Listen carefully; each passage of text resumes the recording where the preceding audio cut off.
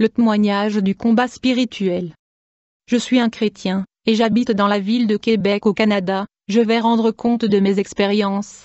Je vous dirai ceux qui ont marqué mon ministère. Bien-aimés, je viens d'une génération où le véritable évangile a été prêché, une époque où la vraie parole authentique était prêchée, où nous vivions avec discipline et où nous vivions la parole de Dieu. Tout était sérieux en ce temps-là à cause de persécutions que nous endurions. Puis dans les années 90 je suis allé vivre avec mon épouse en Amérique. Quand je suis arrivé en Amérique j'étais vraiment déçu par les églises de ce pays. Je faisais partie d'un groupe de plusieurs bergers de l'Amérique du Sud. Quand je suis arrivé en Amérique j'ai vu beaucoup des enseignements hérétiques. J'ai réalisé que beaucoup de doctrines de la chair et du matérialisme étaient répandues et profondément établies dans ces églises. Ainsi beaucoup de rassemblements et conventions étaient au sujet des appels de fonds, des collectes d'argent et des semailles. Il n'était jamais question de gagner les âmes ou de la repentance mais surtout de l'argent. J'étais attristé par les églises américaines qui étaient dans cet évangile de la prospérité. Ils enseignaient la théologie de la prospérité dans tout le pays. Les églises qui se gardaient de cet évangile de la prospérité n'étaient pas des églises fondées aux États-Unis, c'étaient des églises de pays comme la Colombie, le Mexique, le Chili, le Brésil et d'autres pays pauvres. J'ai prévenu ces pasteurs de ne pas adopter l'évangile de la prospérité et de ne pas organiser de conventions de prospérité pour de l'argent avec ces pasteurs de la prospérité. Ces pasteurs ont fait la mission tout seuls. Après avoir reproché aux pasteurs nord-américains, je suis allé au Canada avec mon mari au Québec. Et quand j'ai vu un ministre dire que les États-Unis est le pays qui envoie le plus souvent des missionnaires dans le monde, et à cause de la prospérité le missionnaire séjourne dans les meilleurs hôtels, et ces missionnaires n'avaient ni faim ni difficulté, je ne pouvais pas accepter cela. Plus tard j'ai demandé au Seigneur si l'évangile de la prospérité faisait des États-Unis le leader de la mission évangélique dans le monde. Le Seigneur Jésus me parla et dit, les États-Unis étaient le leader dans la mission mondiale mais maintenant il n'est plus. En effet, je ne dépends plus des États-Unis pour faire la mission dans le monde entier. Le Seigneur me dit, je suis souverain, je vais élever des pays comme le Mexique,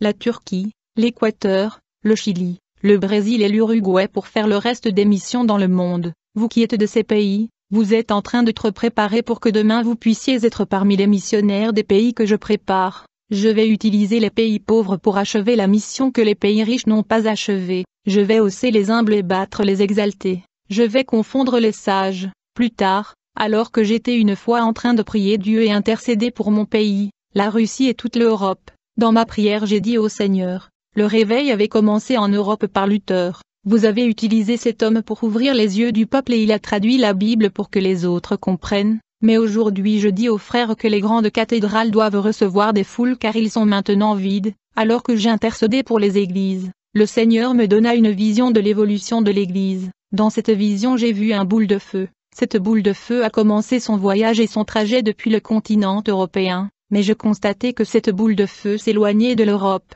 Chaque fois que cette boule de feu s'éloignait d'un endroit particulier, il y avait deux phénomènes. Le premier phénomène est que les gens étaient gelés et leur corps était durci, ils ne pouvaient pas bouger leurs mains ni leurs jambes. Dans cette vision j'ai vu plusieurs statues, mais ces statues étaient des gens qui étaient gelés et ils sont restés comme des statues de glace. La deuxième conséquence de l'éloignement de la boule de feu de l'Europe était l'obscurité. J'ai vu que le continent était resté dans l'obscurité, les gens étaient comme des statues, l'Europe était sombre, je ne voyais rien. Alors le Seigneur me dit, le froid qui est dans le monde est entré dans les églises, de nombreux ministères de la prospérité ont ouvert leurs églises en Europe, mais les gens en Europe sont tellement riches et n'ont pas besoin d'argent, ils ne sont pas intéressés par l'évangile de la prospérité. Les gens en Europe sont déjà prospères. En conséquence les églises de la prospérité ont fermé et ils sont partis. Les gens ont besoin de la réconciliation avec Dieu. Ils ont besoin de l'amour de Dieu, de la vraie évangile, pour qu'ils soient restaurés et identifiés à ceux qui ont initié le premier phénomène du réveil spirituel et renaissance qui s'est produit dans le Moyen-Âge. Je regardais dans ce vision quand j'ai vu la boule de feu qui était comme le soleil se dirigeant vers l'Amérique centrale. Dès qu'il arriva dans cette région il se répandit parmi ces peuples. En conséquence ils ont reçu une grande autorité pour évangéliser dans le monde. J'ai vu la puissance de Dieu agissant en eux, et briser des chaînes de milliards de personnes parmi les peuples. Et les petits peuples se sont levés comme des géants de l'évangile pour exercer l'autorité de Dieu et ils ont formé une armée de vrais chrétiens. Plus tard la boule de feu est allée en Afrique. Il y eut réveil spirituel dans le continent, qui a afflué les prophètes guérissant les peuples, venant aux besoins de pauvres. La puissance de Dieu se manifestait chez des personnes de langues et de tribus différentes, les libérant de la sorcellerie. Puis la boule de feu se répandit en Asie et le Moyen-Orient. En conséquence, des hommes de Dieu ont surgi pour gagner les bouddhistes et libérer les musulmans et les convertir à Jésus-Christ. La puissance de Dieu a sauvé et continue d'agir sur les nations qui ne connaissaient toujours pas l'Évangile. Puis j'ai vu une grande armée de Dieu préparée par le Seigneur pour la bataille spirituelle. Les anges plaçaient des sceaux sur ces soldats, des anges plaçaient le sceau sur leur front. Ils me dirent que ces sceaux sur le front devaient protéger leur esprit du faux évangile. Les légions des démons attaquent le esprit des croyants avec des fausses doctrines des démons et des idées des hommes. Ainsi ces sceaux protègent leur esprit. Les anges mettaient aussi des sceaux sur la main de ces soldats. Les sceaux sur leurs mains sont leurs bonnes œuvres et activités évangéliques, qu'ils mèneront sur terre en préparant la dernière récolte pour l'enlèvement. J'ai remarqué que plus la boule de feu du réveil sillonnait la terre, plus les gens avaient la soif de choses de Dieu. Mon entrée dans l'armée du temps de la fin, par la grâce de Dieu je passais du temps en jeûne et en prière. J'ai passé beaucoup de temps à pleurer dans le jeûne et la prière. Le Seigneur envoyait ses anges, je voyais des anges et des démons, mais un jour, alors que je priais, j'ai vu un démon apparaître devant moi dans ma chambre. Il était dégoûtant. Aussitôt qu'il apparut devant moi, il m'a dit, « Si tu ne retires pas ces maquillages qui sont ma propriété, je vais déchirer ta peau, je vais enlever toute la chair de ton visage qui ne va rester que des ossements. » Puis ce démon pointa ses ongles qui étaient semblables au couteau sur mon visage. Je pensais que rien se passerait parce qu'il est un esprit. Dès que l'ongle de son index toucha mon visage, il fut une petite égratignure. J'avais peur ce soir-là. C'était terrible pour moi. Dès que je me suis réveillée, j'ai raconté à mes parents cette expérience terrifiante. Le lendemain dans la nuit quand je dormais après mes prières, le même démon m'est encore apparu, et cette fois il tenait un pot d'acide, il a menacé de le jeter sur ma tête. Il me dit, « Vous utilisiez ma teinture pour les cheveux. Donc vos cheveux ne vous appartiennent plus car il est coloré avec la teinture de cheveux qui est mon encre. » Le démon me dit, vos cheveux naturels sont le vôtre mais la partie de vos cheveux colorés avec la teinture de cheveux qui est mon encre sont les miens, et donc j'ai le droit légal d'arracher et de déchirer mes cheveux de ta tête parce qu'ils m'appartiennent. Quand le démon a essayé de renverser ce pot d'acide sur ma tête pour enlever mes cheveux, j'ai crié. Par conséquent mes parents ont accouru dans ma chambre. Le troisième jour, le même démon revint et apparut dans ma chambre et puis il me dit, je vais te combattre tant que tu utilises mes accessoires et propriétés. Je veux te combattre parce que tous les doigts de tes mains sont colorés avec mon encre. Je vais devoir te couper tous les doigts, parce que tu les as colorés avec mon encre. Je ne pouvais pas comprendre ce qui se passait. En fait, j'ai acheté ce vernis au marché, mais pourtant ce démon me disait qu'il lui appartenait. Il me dit, tu dois savoir que tu n'es pas sauvé et ton âme m'appartient. Je lui répliqua, tu es un menteur, j'appartiens uniquement à Jésus-Christ. Aussitôt j'ai commencé à réprimander et chasser ce démon au nom de Jésus-Christ. Mais étrangement, il ne t'est pas affecté, il était sans souci, et il rigolait, puis il me dit, tu n'as aucune autorité sur moi, à moins que tu ne te sépares complètement de ce qui m'appartient et mes propriétés. Tu n'auras pas autorité sur moi à moins que tu ne te sanctifies. Ce démon me dit, j'ai trompé beaucoup de femmes et servantes de Dieu qui utilisent mes biens personnels, elles utilisent mes propriétés et accessoires. À chaque fois que ces servantes et femmes de Dieu nous chassent des corps de gens, on fait toujours semblant de partir et quitter les corps, pour leur faire croire qu'elles ont autorité sur nous, mais en vérité nous prétendons de quitter les corps de gens. Ceci est une façon de le tromper, car en réalité ces femmes servantes et ministres de Dieu n'ont pas de pouvoir et autorité sur nous, en raison de nos propriétés et accessoires qu'elles utilisent. Ce démon me dit, quand vous utilisez mes propriétés, je vais prétendre quitter le corps quand vous me chassez pour vous faire croire que vous avez l'autorité sur moi, mais dans la mesure où vous avez sur vous mes accessoires, comme les maquillages et produits des beautés de nos marques, vous n'aurez plus de pouvoir sur moi, car vous utilisez mes marques, bien-aimés. Ce jour-là j'ai essayé de chasser ce démon mais il a refusé de partir. C'est ainsi que j'ai réalisé que je n'avais aucun pouvoir sur lui. À bout du compte, ce démon me quitta seulement à cause de l'ange du Seigneur qui a atterri dans ma chambre par la souveraineté de Dieu, mais je ne pouvais pas le chasser. Mais cependant, la Bible dit, je vous ai donné le pouvoir de marcher sur les serpents et les scorpions, et sur toute la puissance de l'ennemi et rien ne pourra vous nuire. L'autre jour je jeûnais et je me préparais à la guerre spirituelle, je voulais affronter et en finir avec ce démon car je savais qu'il allait venir me tourmenter, je savais que la guerre ne serait pas facile, je sentais que ce démon allait à nouveau me tourmenter, je ne savais pas pourquoi Dieu permettait que cela m'arrive, j'ai toujours été une femme dédiée aux choses de Dieu. L'autre soir, le même démon m'est encore apparu, il me dit, Vous allez commencer à vous habituer à mon mauvaise herbe, parce qu'un jour nous nous retrouverons là-bas sous la terre en enfer, ce jour-là en enfer. Je demanderai à la hiérarchie de me permettre de te tourmenter et de te torturer de l'éternité en éternité. Quand tu tomberas en enfer, je vais tirer tes oreilles jusqu'à ce qu'elles soient coupées. Le jour où tu vas descendre en enfer, je veux personnellement prendre contrôle de ton âme. Tu vas m'appartenir à moi seul et je veux te tourmenter jour et nuit sans repos. Aussitôt, j'ai dit à ce démon, je ne suis pas ton serviteur. Le démon me répondit, les boucles d'oreilles que tu portes sont ma marque et donc tu m'appartiens. Tu ne savais pas que cela symbolise l'esclavage. Tu ne savais pas que ceux qui osent le mettre sont mes esclaves. J'ai répondu à ce démon, je ne suis pas ton esclave. Le démon me dit, les anneaux que tu portes là sont ma marque, tu m'appartiens. Je tentais de chasser ce démon mais ce démon ne voulait pas sortir de ma chambre. Je l'ai éveillé jusqu'à l'aube. J'étais dérangé et déprimé, jusqu'à ce qu'un ange du Seigneur est descendu. C'est alors que ce démon est parti. J'ai commencé à comprendre que tout ceci était la permission de Dieu.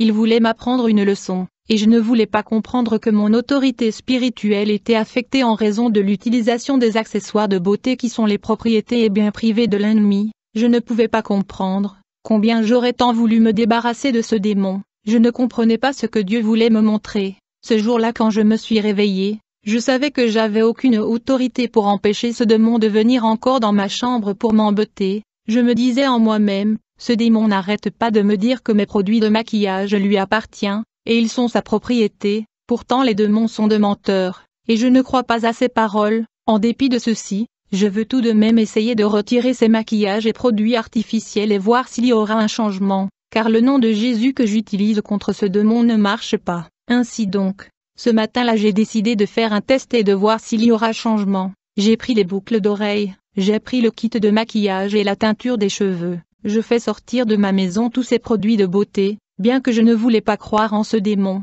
Je savais que les démons étaient des menteurs. Alors au crépuscule de la nuit j'attendais que le démon apparaisse, mais à ma grande surprise il ne s'est pas présenté. J'étais confus. Cette nuit-là était calme. J'étais étonné, j'ai alors compris que les paroles de ce démon étaient vraies. Mes produits de beauté lui attiraient dans ma chambre et ma vie car ces accessoires lui appartenaient. J'en profite pour alerter les servantes de l'Éternel et les femmes de Dieu. Peut-être que vous avez un style de vie de vanité. Peut-être que votre Église ne croit pas ce que je dis. Je vous demande d'enquêter et de demander Dieu pour des réponses. Il vous le révélera. Ainsi le jour où j'ai enlevé produits de beauté et le produit artificiel, le démon n'est pas apparu.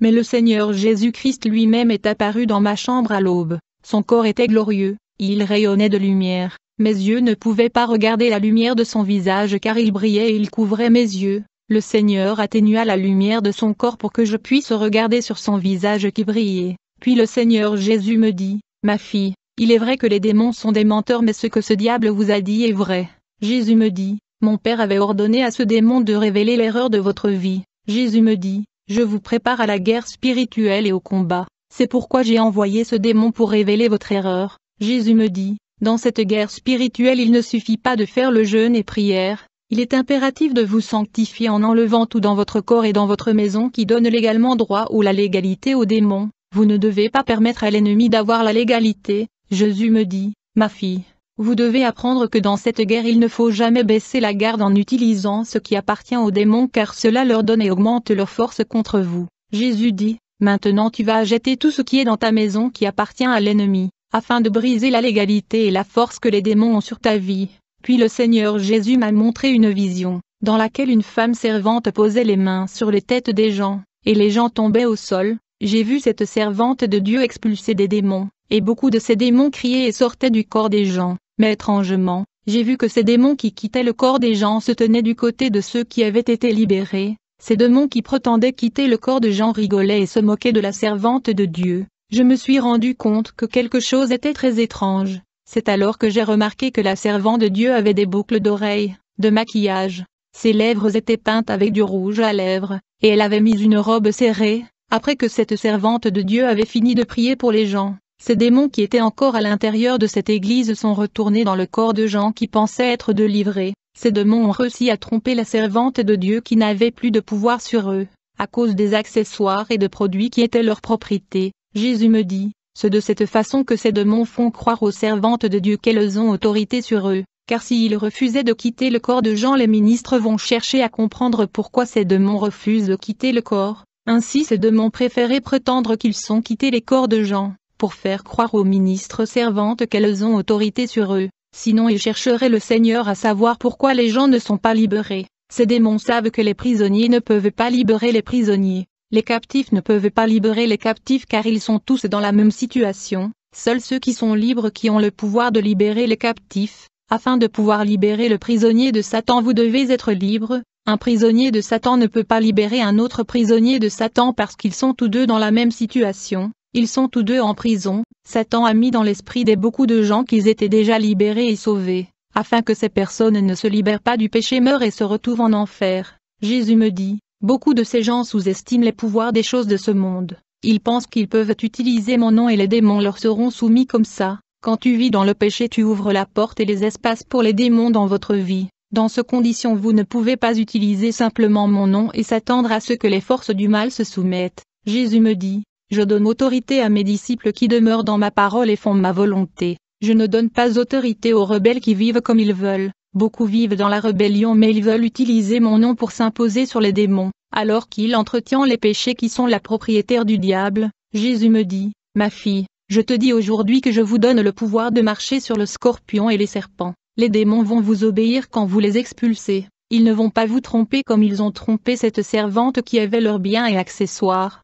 Je vous donne la mission de préparer les femmes guerrières. Ces femmes de guerre et de prière seront la colonne de votre ministère. Quand le péché commencera à entrer dans les églises, votre vie et votre ministère restera sainte car les accessoires et les biens du diable ne seront pas là. Cette expérience était mon entrée dans la grande armée de la fin de temps. Le Seigneur me dit, dans les années à venir les démons vont lancer sur Internet un phénomène appelé réseaux sociaux. Jésus me dit, aujourd'hui vous n'avez aucune idée de ce que c'est un réseau social, mais ce réseau social sera mis en place par les démons et il détruira les mariages. Ce sera la cause de la prostitution, de la luxure et de la sensualité. Des hommes et les femmes vont trébucher. Les démons seront actifs dans la nouvelle invention qui sera appelée réseaux sociaux.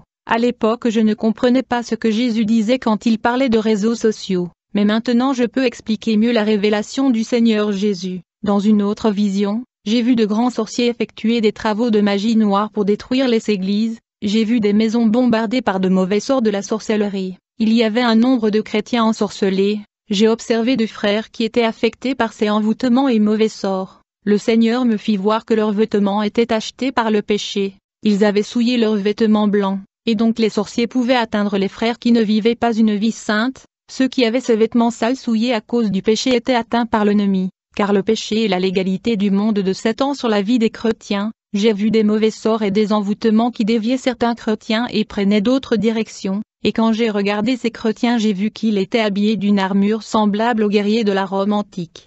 Cette armure était resplendissante et couvrait le corps de ce frère comme dans Éphésiens 6 et 11.